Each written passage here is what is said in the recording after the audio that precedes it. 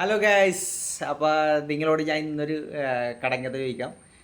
ഇന്നത്തെ കടങ്കഥ ഇത്തിരി ടാസ്ക്കാണ്. എന്ന് വെച്ചിട്ടുണ്ടെങ്കിൽ ചോദ്യത്തിൽ ഉത്തരങ്ങൾ കുറച്ചുണ്ട്. അപ്പോൾ നിങ്ങളിതൊന്ന് ആലോചിച്ച് പറയാൻ പറ്റുമെന്ന് നോക്കുക. ഒരു പയ്യൻ വന്നിട്ട് ഒരു പെണ്ണിനോട് വന്നിട്ട് ഒരു കിസ് ചോദിക്കണേ, ഒരു ഉമ്മ ചോദിക്കണേ, ഒരു ഉമ്മ തരുമെന്ന് ചോദിക്കുമ്പോൾ പെണ്ണ് തരില്ലെന്ന് പറയല്ല, കുറച്ച് കാര്യങ്ങൾ ചെയ്ത് കഴിയുമ്പോൾ തരാമെന്ന് പറയണേ. അപ്പോൾ എന്താണ് പെണ്ണ് പറഞ്ഞതിൻ്റെ ഉത്തരങ്ങൾ കണ്ടെത്തിയിട്ട് വേണം ഈ പയ്യന് ഉമ്മ കൊടുക്കാൻ. അപ്പോൾ പെണ്ണ് പറഞ്ഞതാണ്, രാജാവിൻ്റെ ഭരണശേഷം മന്ത്രിയുടെ ഭരണകാലത്ത് മരത്തോട് ചേരുമ്പോൾ വന്നാൽ വന്നില്ലെങ്കിൽ തരാം. ഒരു ഉമ്മ ചോദിച്ചതിനെ ഈ പറഞ്ഞത് മനസ്സിലായില്ല.